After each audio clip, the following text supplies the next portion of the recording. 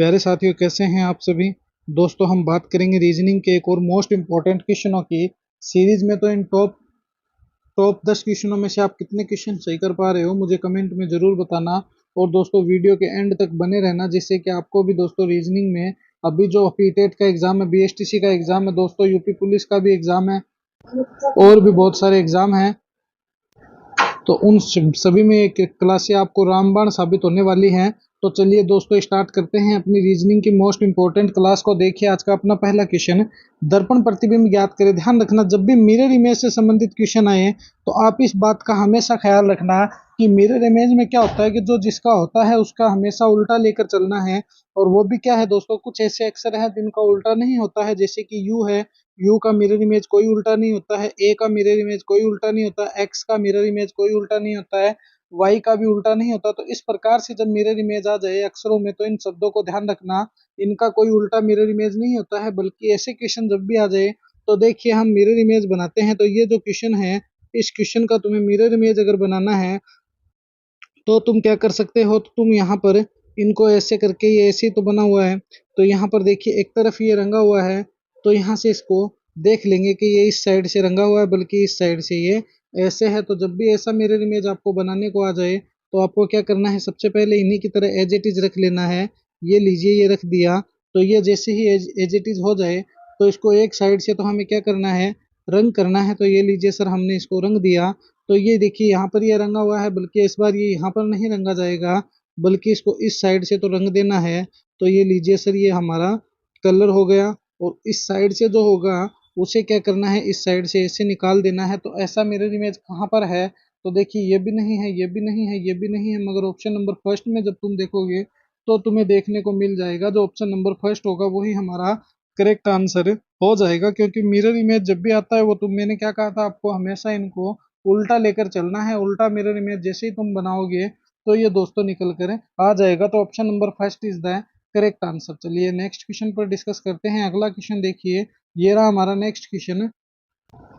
दिए गए विकल्पों में से कौन सा विकल्प निम्नलिखित क्रम में से सार्थक क्रम में दर्शाता है। आप ये भी कह सकते हो सार्थक क्रम का है, बढ़ता हुआ क्रम है, ऊपर का क्रम है, आगे चलता हुआ क्रम है। चाहे तुम जो भी कहो, हमें इसका मतलब यही सेट करना है कि हम सबसे पहले छोटे से स्टार्ट करेंगे और छोटे से लेकर बड़े तक चलेंगे कि इसमें बड़ा कौन सा है। तो बस हमारा क्वेश्चन ऑटोमेटिक ही सोल्व हो जाएगा, या ये ऐसे कैसे ही हम इसको सोल्व कर सकते हैं। तो सबसे पहले कौन होगा, तो सर सबसे पहले होगा तालाब। तो ये लीजिए तालाब हो गया, इसको क्लियर कर दो। तालाब से बड़ी कौन होती है, नदी होती है, नदी को क्लियर कर दो।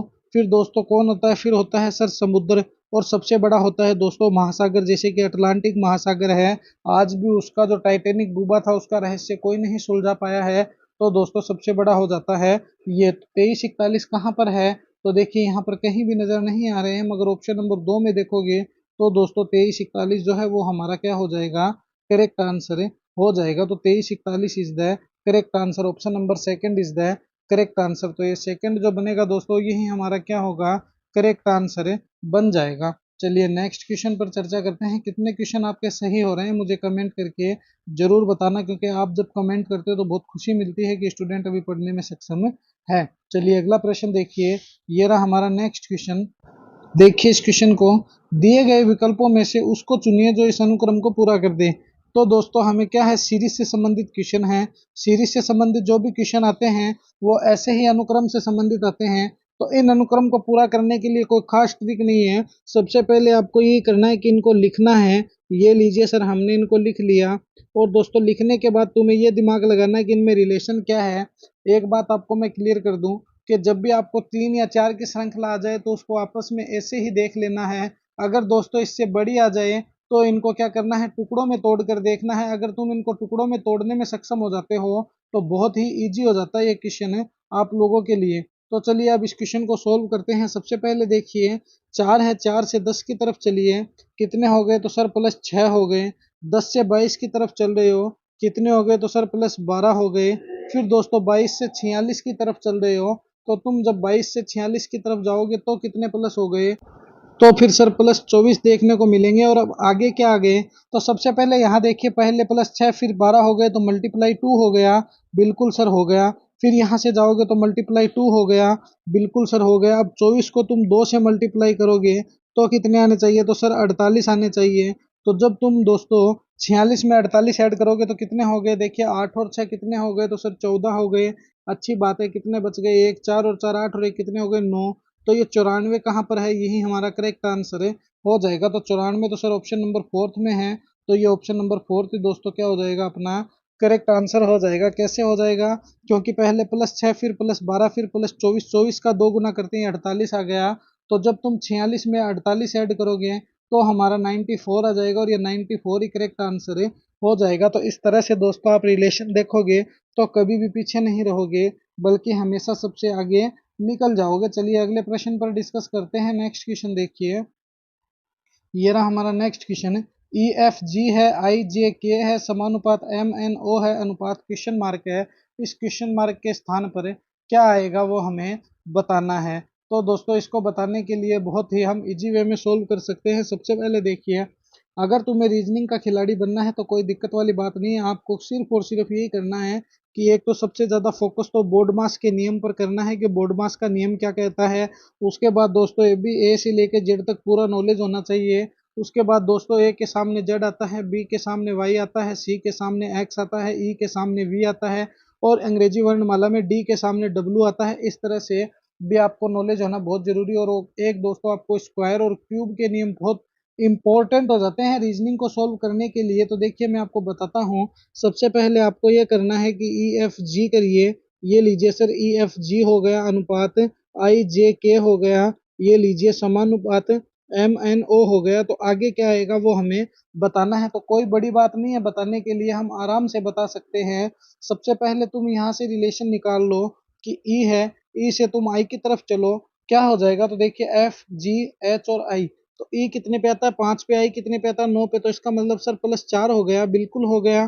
फिर दोस्तों आई एफ से जे की तरफ चलोगे तो भी तुम्हें +4 ही देखने को मिलेंगे, बिल्कुल मिलेंगे। फिर तुम जी से के की तरफ चलोगे तो एच आई जे और के, तो दोस्तों 11 और ये हो गया 7 पे, तो कितने हो गए +4 हो गए। अब हमें ये तो पता चल गया कि +4 इसमें लग रहे हैं, तो हम भी क्या करेंगे इसमें +4 ही इंक्लूड कर देंगे। तो कैसे करेंगे इसमें +4 इंक्लूड, देखिए जब तुम m में +4 करोगे तो क्या आ जाएगा दोस्तों, m फिर n o p और q, क्या आ जाएगा, तो +4 करते ही सर q आ जाएगा। ये लीजिए +4 हो गया। n में जब तुम +4 करोगे तो M N O P Q और आर, तो दोस्तों आर आ जाएगा, ये लीजिए सर आर आ गया। और जब तुम ओ में +4 करोगे तो सर एस आ जाएगा, ये लीजिए +4 हो गया। तो क्यू आर एस कहाँ पर है, बस कुछ नहीं करना है, हमें ऐसे ही रिलेशन निकालना है।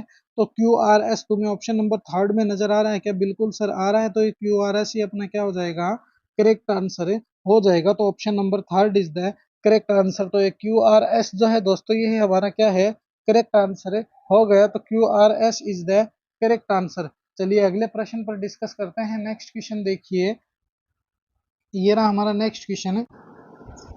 7:45 हो गया, समानुपात 5 हो गया, अनुपात क्वेश्चन मार्क हो गया। इस क्वेश्चन मार्क के स्थान पर क्या आएगा वो हमें बताना है। तो देखिए इस क्वेश्चन को हम सोल्व करते हैं। सबसे पहले 7 हो गया, फिर दोस्तों 45 हो गया, उसके बाद समानुपात ओनली 5 हो गया, अनुपात क्वेश्चन मार्क हो गया। देखिए इस क्वेश्चन में तुम जब गौर लगाओगे तो देखिए 6 है, 7 को 6 से मल्टीप्लाई करने पर कितना आया, 6 संते 42 +3 हो गया 45। तो अब तुम 5 को 6 से मल्टीप्लाई कीजिए तो 6 पंजे 30 +3 कितने हो गए, तो सर 33 आनी चाहिए। 33 है क्या, बिल्कुल ये रहा 33। मगर दोस्तों ये क्वेश्चन ऐसे नहीं हो सकता है, ये गलत है। इस क्वेश्चन को तुम दो प्रकार से सोल्व कर सकते हो, और इन्हीं क्वेश्चनों में तुम्हें बोनस नंबर मिलते हैं, ध्यान रखना।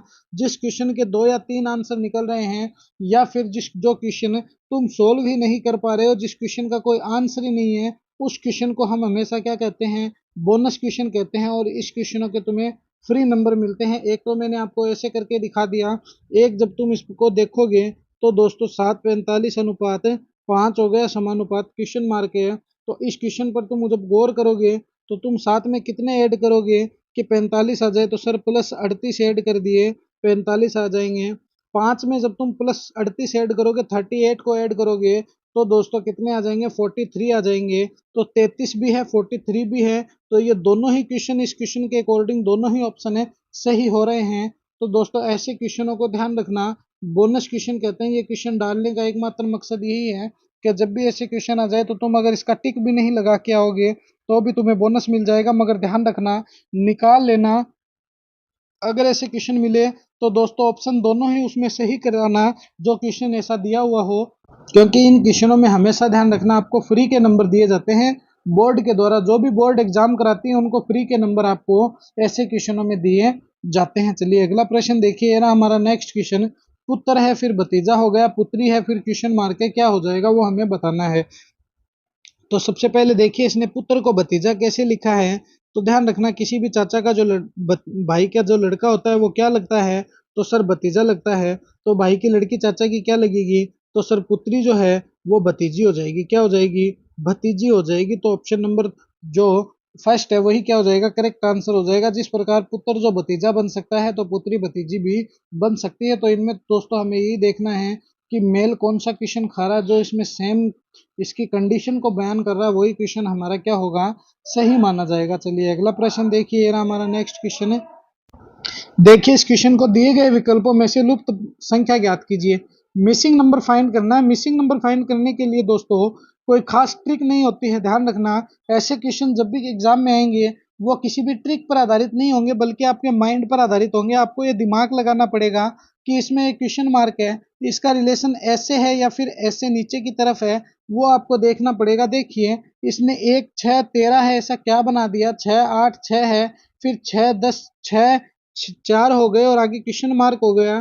तो देखिए अगर शॉर्ट में इस क्वेश्चन को तुम निपटाना चाहते हो तो मैं आपको बता देता हूँ कि आप ध्यान रखना, 13 प्लस 6 कीजिए प्लस 1 कीजिए, 6 और 1 7 हो गए, और दोस्तों ये कितने हो गए, टोटल 20 हो गए। यहीं से तुम इसको देखोगे तो तुम 6 प्लस 8 कीजिए प्लस 6 कीजिए, कितने आ जाएंगे, तो दोस्तों 6 और 6 12 और 8 20 आ जाएंगे। तो हमें भी 20 ही लेकर आना है। तो 6 प्लस 4 कितने हो गए, तो सर हमारे 10 हो गए। 10 में जब तुम 10 ऐड करोगे तो कितने आ जाएंगे, तो सर हमारे 20 आ जाएंगे। तो 10 में कितने ऐड किए, 10 किए, तो ये लीजिए सर 10 जो होगा वही क्या होगा, अपना करेक्ट आंसर हो जाएगा। तो option number second is the correct answer. ये 10 जो आएगा ना यही क्या आ गया, अपना करेक्ट आंसर है, आ गया। चलिए अगला प्रश्न देखिए, ये रहा हमारा नेक्स्ट क्वेश्चन।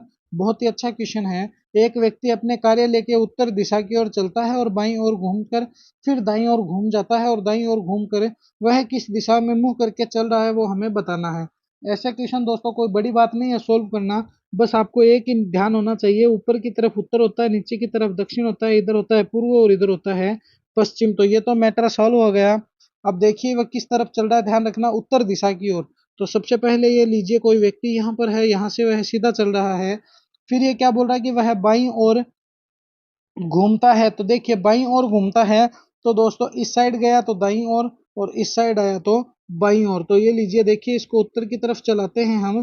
तो यहाँ से मान लीजिए यहाँ कोई व्यक्ति है, यहाँ से वह इस साइड गया ऊपर की ओर उत्तर की तरफ, फिर वह कहाँ घूम रहा है दोस्तों, बाईं ओर घूम रहा है। तो अगर इस साइड गया तो दाईं ओर और इस साइड गया तो बाईं ओर। ये लीजिए सर यहाँ आ गया। उसके बाद ये क्या बोल रहा है कि फिर वह दाईं ओर घूम रहा है, इसका मतलब नीचे आया तो बाईं ओर, ऊपर गया तो दाईं ओर। ये लीजिए सर घूम गया। उसके बाद ये क्या बोल रहा है, दाईं ओर घूम रहा है। तो दोस्तों इस साइड आया तो बाईं ओर, और अगर इस साइड गया तो दाईं ओर। ये लीजिए सर दाईं ओर घूम गया। अब वह किस दिशा की ओर मुंह करके चल रहा है, तो तुम मुझे बताओ कि ये जो इसका प्रारंभिक बिंदु है ये इस तरफ इसने मुंह कर रखा है, तो वह किस दिशा की तरफ मुंह करके चल रहा है, तो सर वह पूर्व दिशा की ओर मुंह करके चल रहा है। तो ऑप्शन नंबर थर्ड जो होगा वही क्या होगा, अपना करेक्ट आंसर हो जाएगा। तो क्योंकि उसका मुंह किस दिशा में है, तो सर उसका मुंह तो इस दिशा में है, पूर्व दिशा में। तो ऑप्शन नंबर थर्ड अपना क्या है, करेक्ट आंसर हो गया। नेक्स्ट क्वेश्चन देखिए, निम्नलिखित विकल्पों में से उस शब्द को चुनिए जो दिए गए शब्द के अक्षरों का प्रयोग करके नहीं बनाया जा सकता। ध्यान रखना, यहाँ पर जब भी आपको नहीं के क्वेश्चन आ जाए तो इनको या तो ऐसे टिक कर दिया करो या नीचे अंडरलाइन कर दिया करो, जिससे पता चल जाए। क्योंकि अधिकतर क्वेश्चन आते हैं बनाया जा सकता है और कुछ क्वेश्चन आते हैं नहीं बनाया जा सकता है। तो सबसे पहले देखिए कॉम्बिनेशन है। कॉम्बिनेशन से तुम नेशन को उठाओगे तो ये लीजिए सर एन से एन गया, ए से ए गया, N A T I O N, ये तो पूरा का पूरा जा रहा है। तो फर्स्ट तो बन सकता है। एम्बिएशन है तो देखिए ए एम बी, तो ये लीजिए सर बी भी है, एम भी है, ए भी है, I T I O N, तो एम्बिएशन भी बना सकते हैं। मगर दोस्तों अब सी को देखते हैं, सी ए हो गया तो सी ये रहा सर, ए ये रहा, मगर यहाँ पर यू है, यू आपको कहीं नजर आ रहा है क्या? नहीं है। तो हम लिख सकते हैं यू का प्रयोग नहीं किया गया है। क्या नहीं किया गया है? यू का प्रयोग नहीं किया गया है, इसलिए हम क्वेश्चंस को नहीं बना सकते हैं। क्या नहीं बना सकते? क्वेश्चन नहीं बना सकते हैं। तो ऑप्शन नंबर थर्ड जो होगा वही क्या होगा? अपना करेक्ट आंसर हो जाएगा, क्योंकि दोस्तों इसमें यू का प्रयोग नहीं हुआ है। तो ऐसे बहुत ही आसानी से हम रीजनिंग को सोल्व कर सकते हैं अगर हमें थोड़ा सा याद है तो, क्योंकि कोई खास नहीं है। रीजनिंग में 10 से 12 टॉपिक ऐसे हैं जो मोस्टली एग्जाम में पूछे जाते हैं, बाकी तो सब नॉर्मली टॉपिक है, कोई ध्यान नहीं देता इस पे। सबसे ज्यादा तो दोस्तों कैलेंडर पे फोकस कर लेना, घड़ी पे फोकस कर लेना, वो क्लासे भी हम कभी फुर्सत में डालेंगे। चलिए अगला प्रश्न देखिए, ये रहा हमारा next question and final question भी दोस्तों यही है। निम्नलिखित संख्या अनुक्रम में ऐसे कितने ओ है जिनके बाद में सम संख्या और पहले विषम संख्या है? तो देखिए बाद का मतलब है आगे तो है सम संख्या और पीछे है विषम संख्या, तो हमें इस जीरो को बताना है। तो सबसे पहले जीरो देखिए कहाँ पर है, जिसके बाद में तो है सम संख्या और पहले है विषम संख्या। तो सबसे एक तो ये रहा हमारा जीरो, दूसरा जीरो अगर तुम लोगे तो ये रहा सर जीरो, और एक और देखते हैं दोस्तों कहाँ पर है।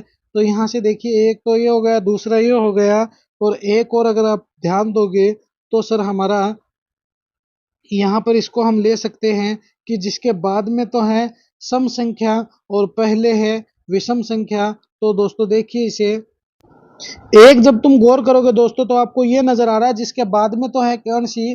तो सम संख्या है और पहले उसके तीन है विषम संख्या।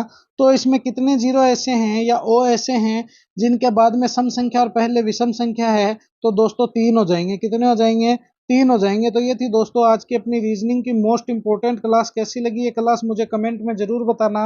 और दोस्तों अपने अमन जी के एजुकेशन के यूट्यूब चैनल को ज्यादा से ज्यादा लाइक शेयर सब्सक्राइब कर देना और बेल आइकन को प्रेस कर लेना, जिससे कि आपको रोज इनका नोटिफिकेशन मिलता रहे। तो मिलेंगे इसी जोश और जुनून के साथ एक और नेक्स्ट वीडियो में। जय हिंद, जय भारत प्यारे साथियों।